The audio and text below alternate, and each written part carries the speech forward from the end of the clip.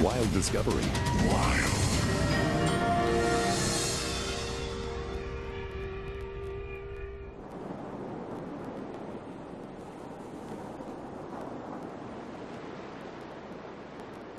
Although many spinner dolphins live their entire lives in the deep water far offshore, some schools seek shelter near volcanic islands.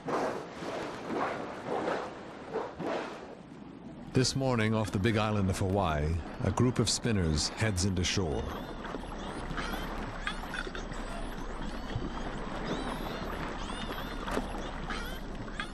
All night they've hunted in the abyss. Now, well fed, they're ready to rest inside the protective arms of the land.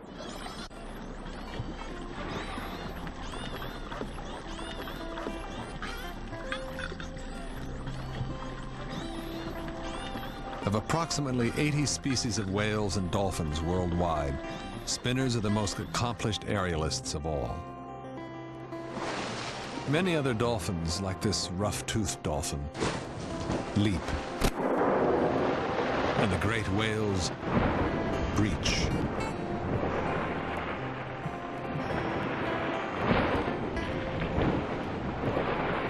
But only the spinners spin.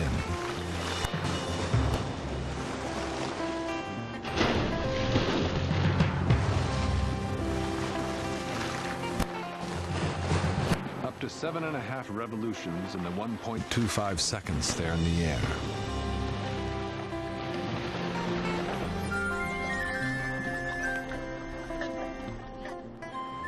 Spinning is the defining art of this species. Even infant dolphins practice the rudiments of spinning almost from the moment of birth.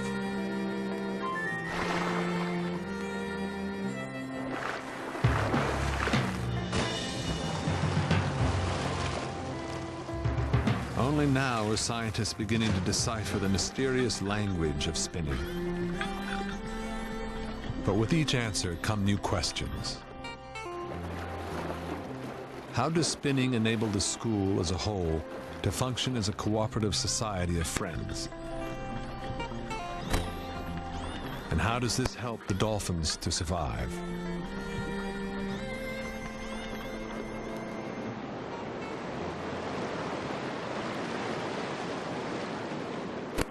This morning, with the winds out of the northeast, the spinners head to the lee side of the big island of Hawaii. The windward side is far too turbulent for them to rest in safety.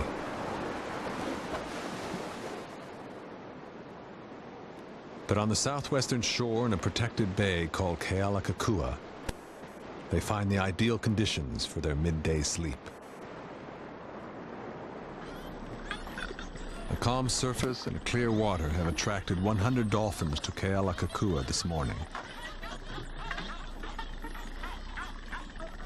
The spinners have chosen this bay because of its sandy bottom, against which they can visually detect the approach of a predator.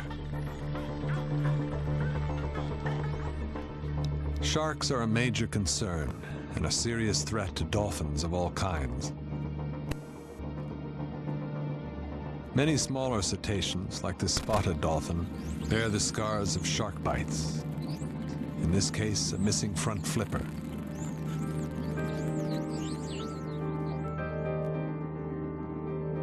But most encounters, such as this with a dolphin recently attacked by a shark, are surely fatal.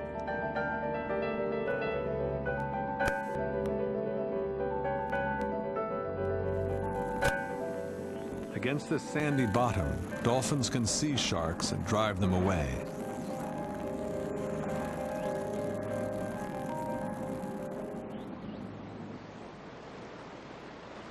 This morning, as the dolphins arrive at Kealakekua, there are no sharks to be seen.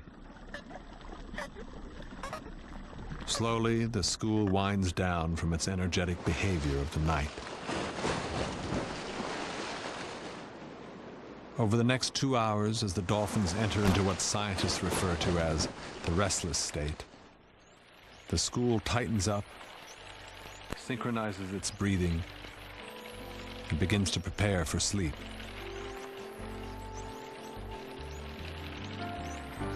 The subgroups of the school move closer together. Coalitions of adult and subadult males move alongside groups of females and small calves.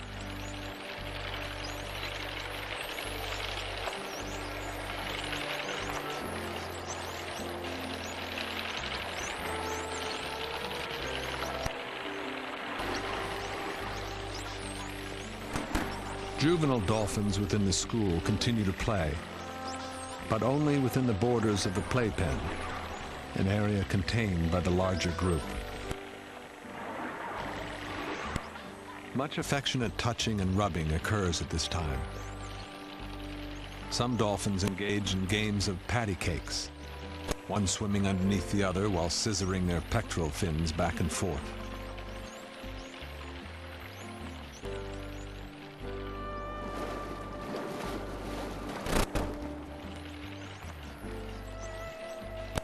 Some caress each other with their tail flukes.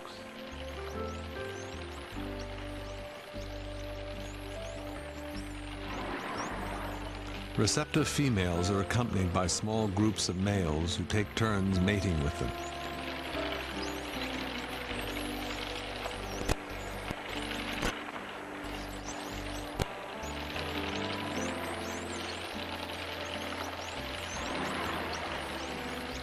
Periodically, the members of the school come together in group caressing bouts. As numerous dolphins twist and turn together, their flashing white bellies attract even more individuals into the swarm. These displays of mass affection may serve to bond the members of the school tightly together.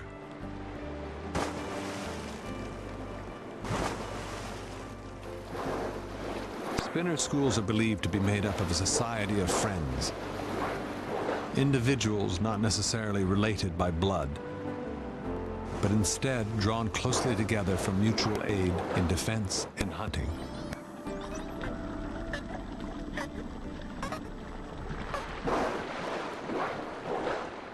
One remarkable aspect of their defensive strategy has been observed by Suchi Sarakas, Field Research Manager for the conservation organization Earth Trust. One morning I went out and I saw a group of maybe 30 animals, and it appeared that they were predominantly male. They were lined up side to side, diving and surfacing synchronously.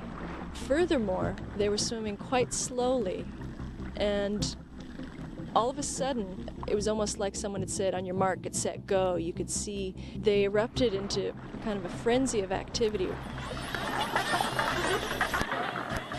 Suddenly, the dolphins split into two groups. Operating in perfect synchrony, each group tried to break up the tight formation of the other.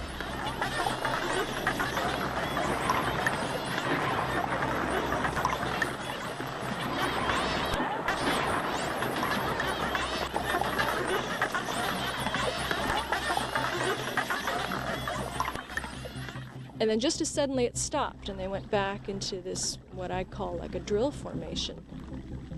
While the dolphins were swimming slowly and there were no sound, it was completely silent. When they went into these frenzied outbursts, there was a lot of squawking and whistling and clicking that would stop just as quickly.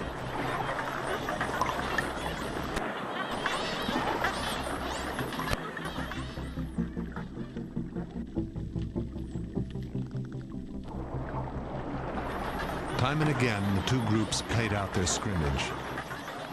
The defending team frequently swimming upside down above the attacking team, the same posture they would use to defend themselves against predators.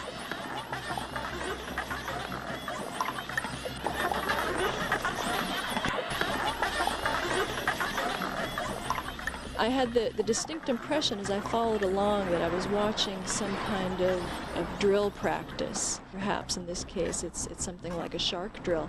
Perhaps these are males who are usually in protector positions, and they need to practice to make sure that they can, at a moment's notice, protect the rest of the pod.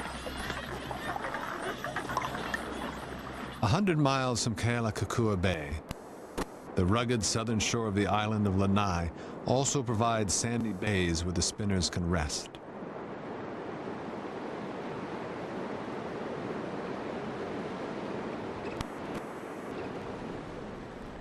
By midday, the dolphins at Manelli Bay are deep in sleep.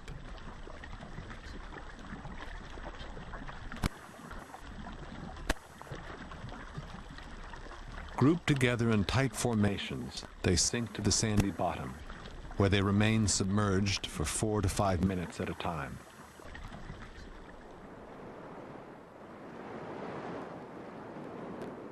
This period of rest does not resemble sleep as we know it. The dolphins are not actually unconscious, as only parts of their brain are asleep at any one time.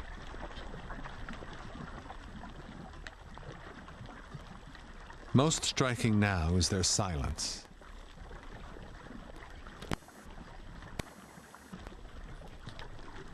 There, you can hear these quick whistles, and these whistles have been studied. Dr. Ken Martin, Director of Research for Earth Trust, studies the vocalizations of spinner dolphins. His office is alongside the bottlenose dolphin pool at Sea Life Park near Honolulu. Martin analyzes the sound from videotapes of wild spinner dolphins. There's one of the whistles there. There's one.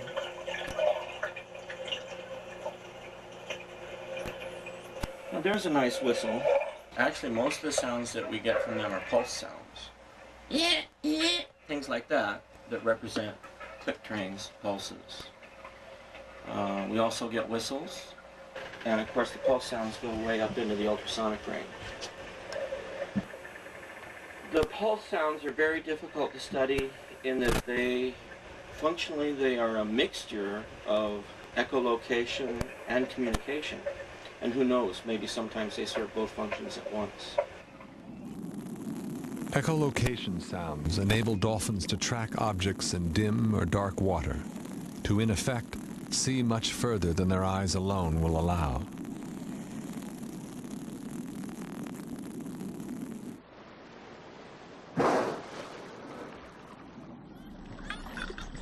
Their complex array of whistle sounds are the way that dolphins talk to one another. The spinners can even identify themselves with sounds they make while trailing bubbles from their blowholes. Sounds called signature whistles.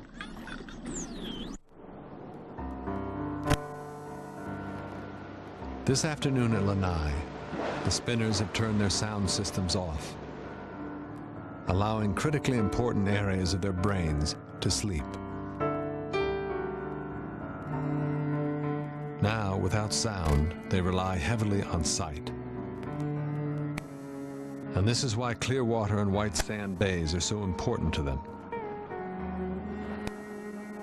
They must group tightly together, combining their eyes into a super organ upon which they all rely.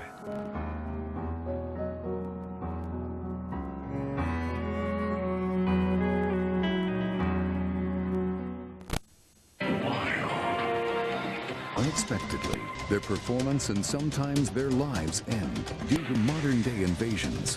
When Wild Discovery returns after the break.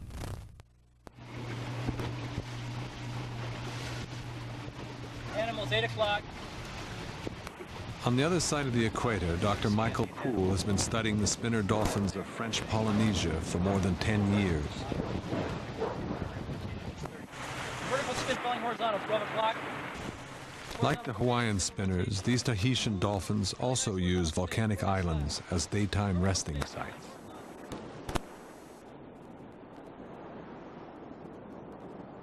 The French Polynesian island of Moorea is surrounded by a barrier reef. Inside the reef is a shallow turquoise-blue lagoon, completely sheltered from the mid-ocean waves that pound the outer reef.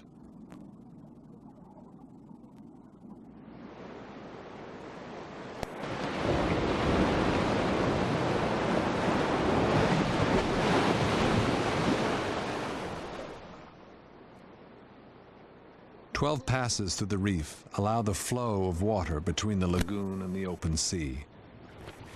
Spinner dolphins use these passes as doorways into the lagoon. Activity at 1 o'clock. Forward slapping at 2 o'clock also, much closer. Forward slapping again, 2 o'clock. Forward slapping again, side slap. Side slap. Although on any given day the spinners have a dozen passes through which to enter the lagoon, prevailing weather will generally reduce this number to only 3 or 4. This is one of the 3 bays that dolphins use here on the East Coast. It's also one of the bays from which they've been displaced, or at least been displaced to certain regions of the bay. Poole has discovered that some of the critical resting sites for the spinners are now limited by a variety of man-made causes.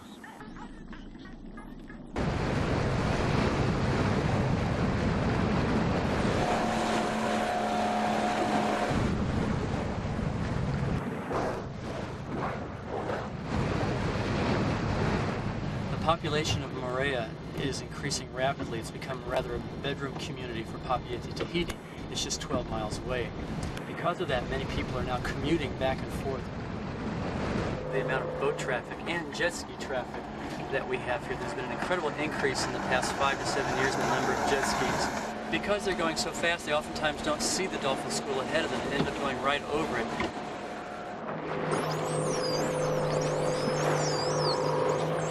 Today, ferries, speedboats, and jet skis frequently drive the dolphins from the passes into the more shallow and less favored water further inside the bays. Unfortunately, with the increased erosion due to agricultural practices, primarily pineapple plantations, we're getting the white sand bottoms of these areas covered with terrestrial sediments. The animals prefer to rest over white sand areas, so they're now leaving areas, being forced away from areas because of this increased erosion. Besieged on all sides, these spinner dolphins may one day find themselves without any haven at all on the island of Moorea.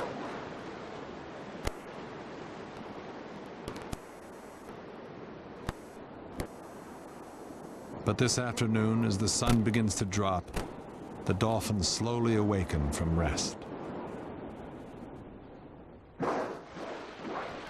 From the surface, the first sign is an increase of aerial displays.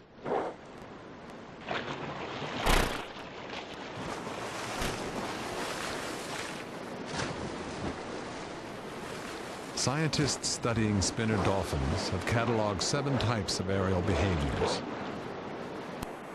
Simplest of all are the nose-outs, as the beak is thrust from the surface. This is often one of the first signs of a school coming out of the rest period.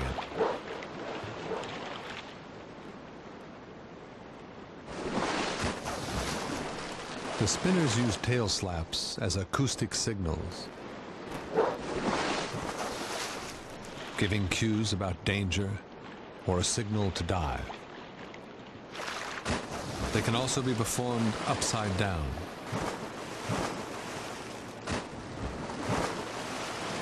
Head slaps, side slaps, and back slaps are most frequently seen as the school begins to pick up speed. Spinner dolphins also perform a series of leaps, including arcuate leaps, salmon leaps, and tail-over-head leaps. Last and most spectacular are the spins themselves.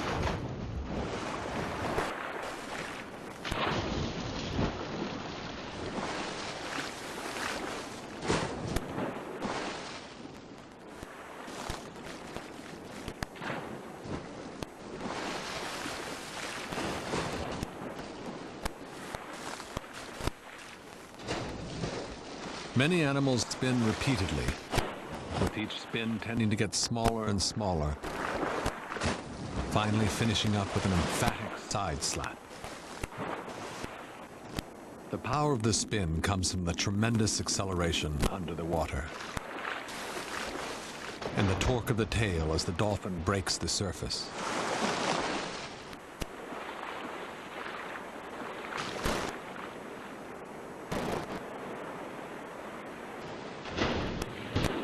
The aftermath of the spin, the sound of the slap, the splash on the surface, and the dense bubble cloud underwater, which even distant dolphins can pick up through their echolocation, may be the real purpose of the spin. Spinner dolphins maximize the effects of this splash by twisting to land in a belly flop or a back flop.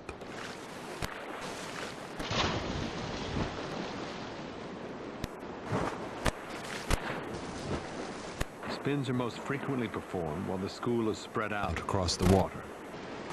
A spinning dolphin may be signaling to the others, "Here I am. Here's where I'm going."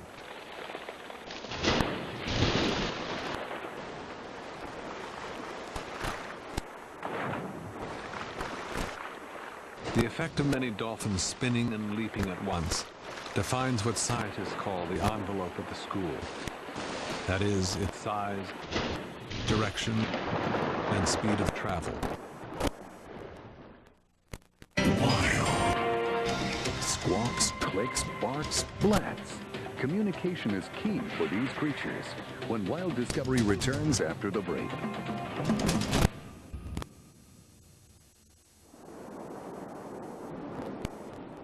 This afternoon in Moorea, as the spinners awaken from their afternoon rest, some members begin to spin, urging the school to move out of the lagoon.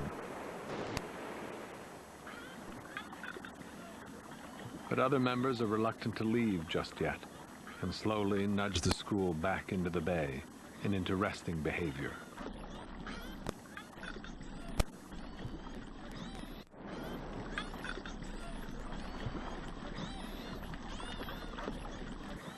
Because there is no hierarchy in spinner society, movement and change are decided by group consensus. Only when all the members of the school are ready to make the move into the open sea will the charge begin. Suddenly, the vocalizations of the school burst forth.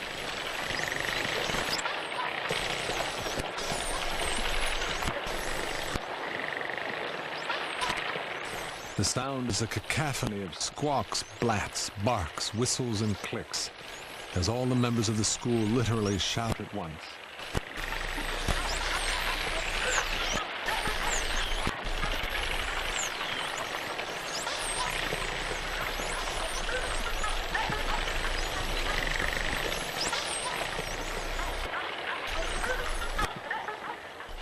For the dolphins, this uniquely noisy display now signals that they are indeed ready to move into the open sea. But to clear the lagoon, they must exit through one of the passes. The spinners will not travel through the surf itself, as the crashing waves create a barrier of bubbles which their sonar cannot penetrate.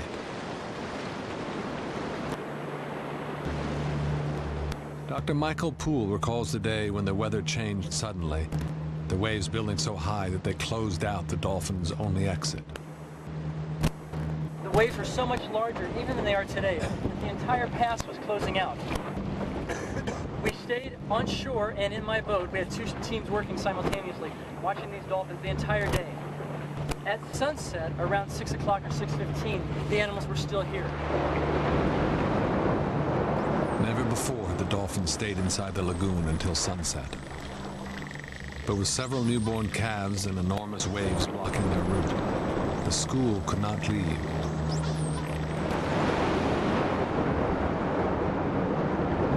As night fell, the waves grew even larger.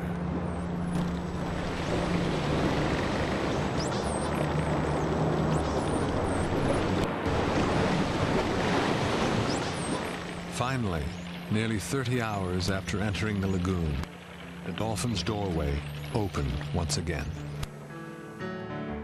But this afternoon, the pass is wide open, and the dolphins swim through easily on their way out to the open sea.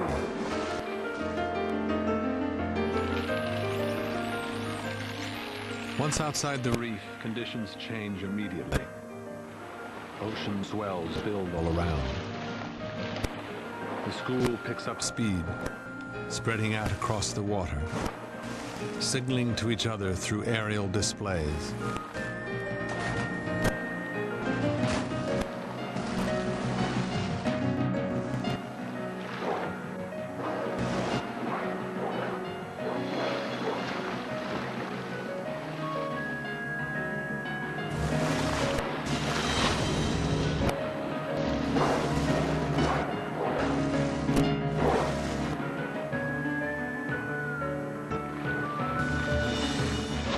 As the spinners turn the northwest corner of Moorea, their keen hearing picks up powerfully resonant sounds.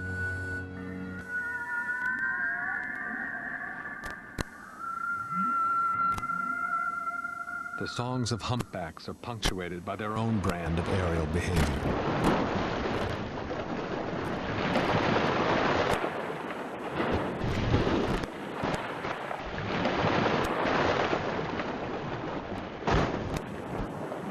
50-ton males slash their tails and breach.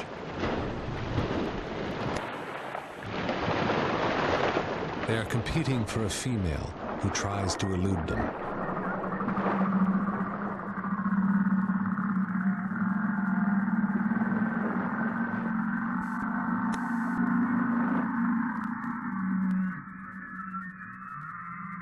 A pod of pilot whales joins the pursuit, as does a school of Rizzo's dolphins, all seemingly drawn by curiosity to the mating of the giants. Dolphins and pilot whales dive across the bows of the great whales, surfing them as they would a ship.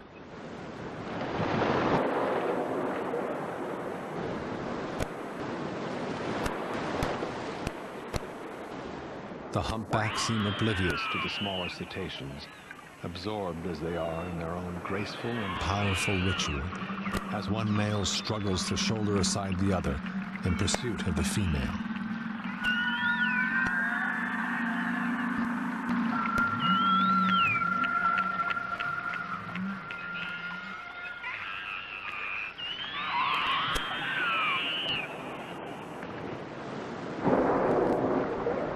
But this spectacle, however compelling, does not divert the spinner dolphins from their agenda as they head out to sea. Spinners rarely deviate from their daily schedule, no matter what goes on around them.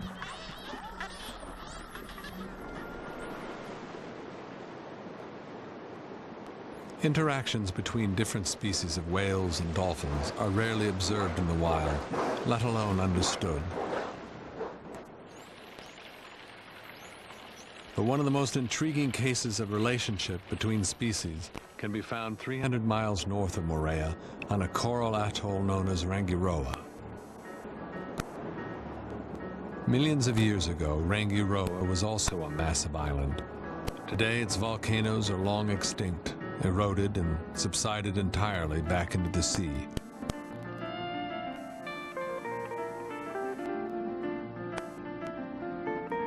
Only 2 passes remain into Rangiroa's lagoon, and with each change of the tides, huge flows of water rip through the passes, sweeping nutrients in and out, a fluid pendulum of the sea.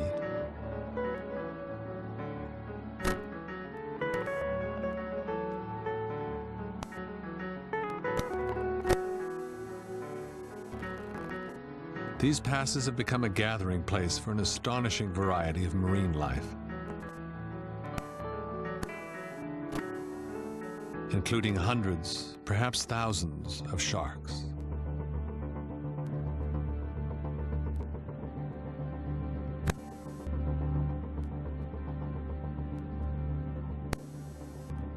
Because of the sharks and the riptides, the spinner dolphins of Rangiroa never enter this lagoon,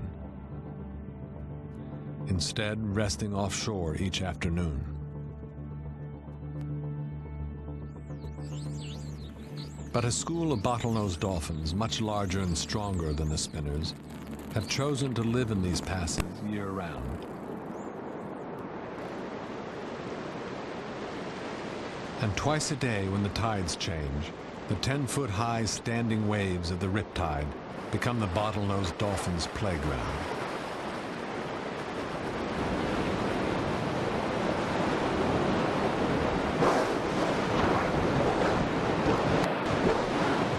For human swimmers, the whirlpools and undertows created by this riptide would prove fatal, dragging them hundreds of feet deep and sweeping them far out to sea.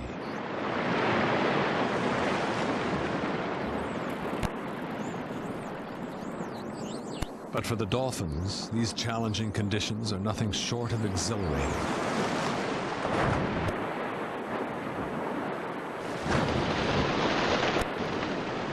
Year after year, the bottlenose of Rangiroa have enjoyed this twice-daily recreation, passing the surfing art on from one generation to the next.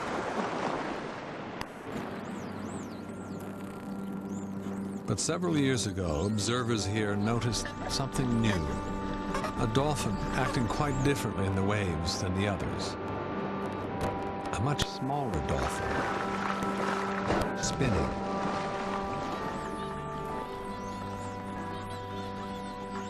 At that time, for reasons we can only guess, this pod of bottlenose dolphins adopted an infant spinner. With their short, rounded beaks, the bottlenose are twice the length and 10 times the weight of the spinner. Yet despite these differences, the young spinner has lived among these bottlenose, doing everything just as the larger dolphins do, including entering the standing waves twice a day. But when the bottlenose leap, the spinner spins.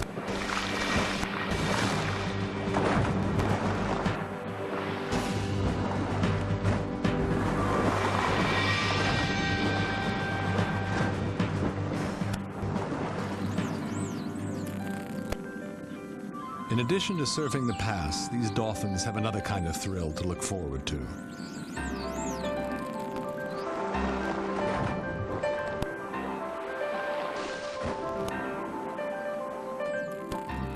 Once a week, a cruise ship visits Rangiroa. Expertly using the pressure wave off the bow, the dolphins get the effortless ride of a lifetime, surfing sideways and even upside down in the flow.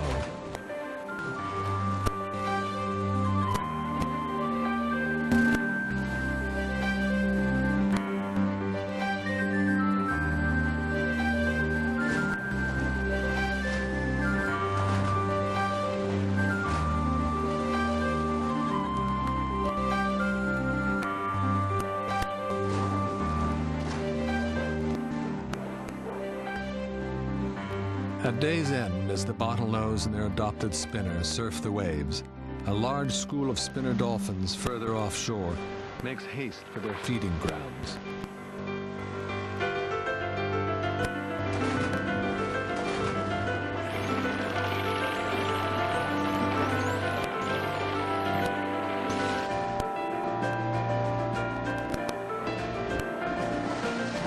Now all the collective energy of the school comes together as the dolphins approach the most thrilling and dangerous part of their lives.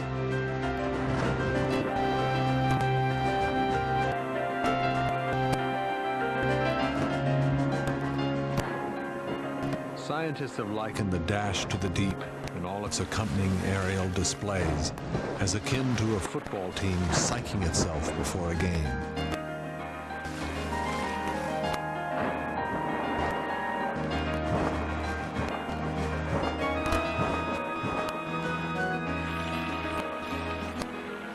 This communal pep rally serves yet again to synchronize the dolphins' intentions and perhaps to overcome their fears.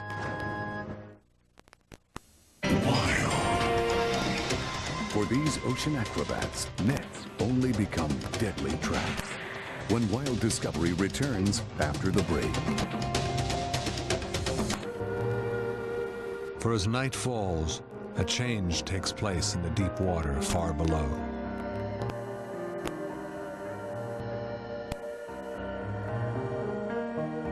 A community of marine life, known as the deep scattering layer, which spends daylight hours at depths of up to 3,000 feet, now begins to migrate upward.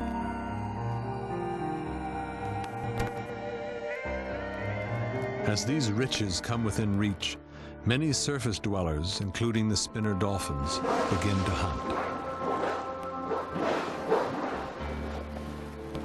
Small subgroups spread out across the sea. Despite being separated by several miles of water, the school still coordinates its activities through sound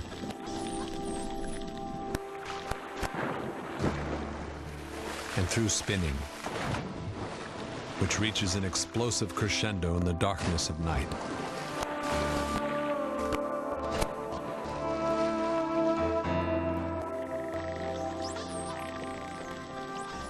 Time after time, the dolphins dive down into the utter darkness at 800 feet or more. Schools of squid rise with the deep scattering layer. Jet-propelled, they are among the most elusive of prey.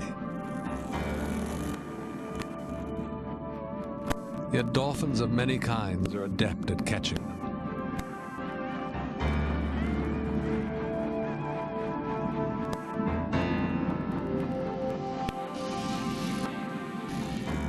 For all the spinners' skill and agility in this eerie world, they are wary of predators.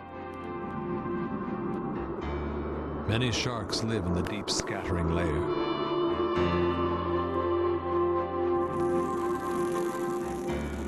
Using their echolocation, the spinners scan the darkness.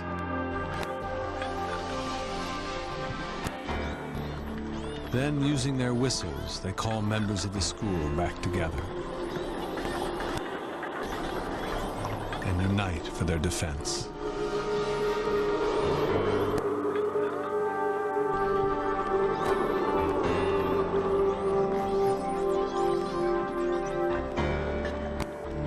And so, most nights, the collective defenses of the dolphin school protect each member from harm.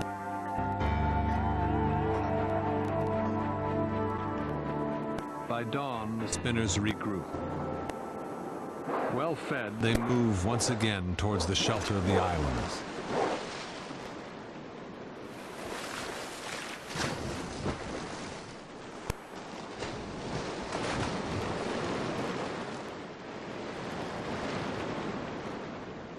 Millions of years of natural selection have made spinner dolphins supremely adapted to the paradoxical worlds they inhabit. One in the darkness of the abyss, the other in the sunlit shallows. But nothing in their evolutionary past has prepared these dolphins for the onslaughts of the modern age.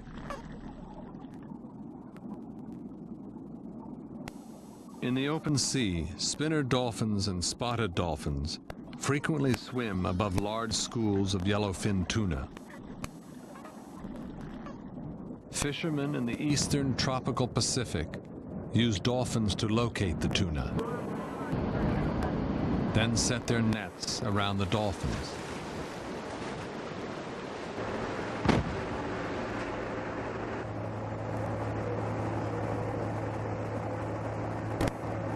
Setting nets on dolphins to catch tuna kills them in large numbers. There's no way to avoid that. And really what the public ought to understand is that that problem is not solved. Dr. Ken Martin was an official observer aboard U.S. tuna boats for 2 years. His job was to count and report the number of dolphins killed. The mother boat launches 4 to 6 speedboats which chase the dolphins for an hour or more at high speed until the dolphins are exhausted. The mother boat approaches and sets the long purse seine net around the dolphins. Any places where the net is still open, the speedboats are sent, and now they have a new function: to drop bombs into the water that explode and prevent the dolphins from escaping out of the net. And the rationale behind that is that if the dolphins ever escape out of the net, the tuna escape with them. The nature of such a huge net around dolphins for such a long period of time is that dolphins can get caught in folds of the net and drown. And it can happen to all of the dolphins in the net. And the number of dolphins in the net may be 3,000 or 4,000. These aggregations of spotted and spinner dolphins in the deep eastern tropical Pacific are almost like little cities of dolphins, and the entire city can be wiped out.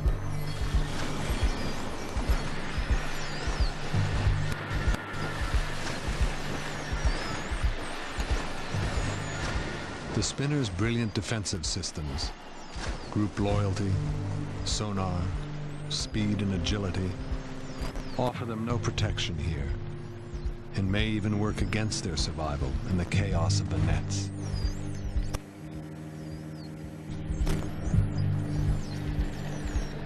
Many of the dolphins who do escape may die soon afterwards, as they are now completely deafened by the bomb explosions underwater.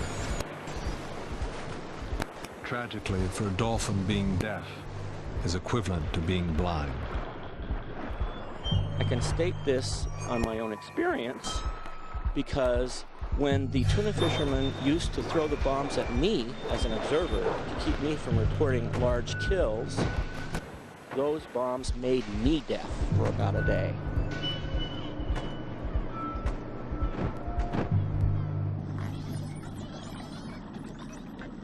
Nor do the dolphin-safe labels appearing on some cans of tuna offer absolute guarantees that no dolphins were killed. The effect of tuna fishing on dolphins has been catastrophic. Today, more than 60% of the population of spinner dolphins in the eastern tropical Pacific has been wiped out in the tuna nets.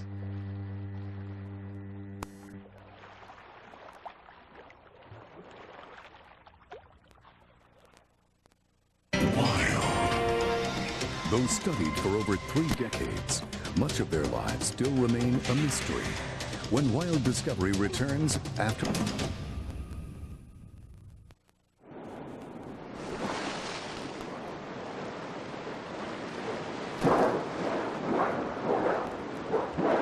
This morning, after a successful night of hunting, the spinner dolphins of Kealakekua Bay are returning to shore.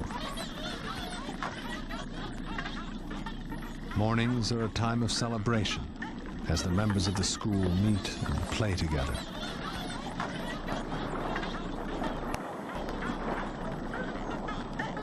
Youngsters practice their lessons.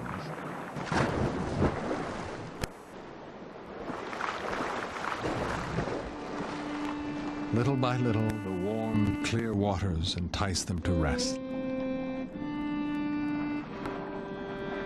The dolphins draw closer. Together they rise and fall from the surface until each spinner slips into sleep, safe inside a cocoon of friends.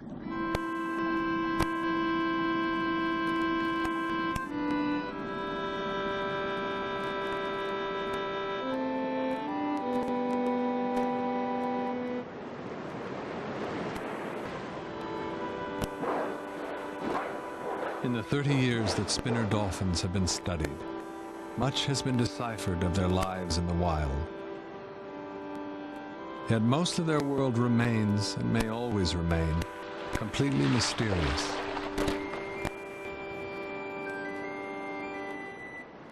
They thrive in what is essentially a different universe. And yet, we feel close to them. Perhaps the attraction lies in a sense of kindred spirit. For although we understand something now of the complex and serious business of their lives, we can also feel their unique and joyful energy. Weeknights. Travel the globe and hang out with the locals. Discover the skill and beauty of our natural friends. Experience the wilder side of life. Watch Wild Discovery at its new time. Weeknights at 6 and 7. Only on the Discovery Channel.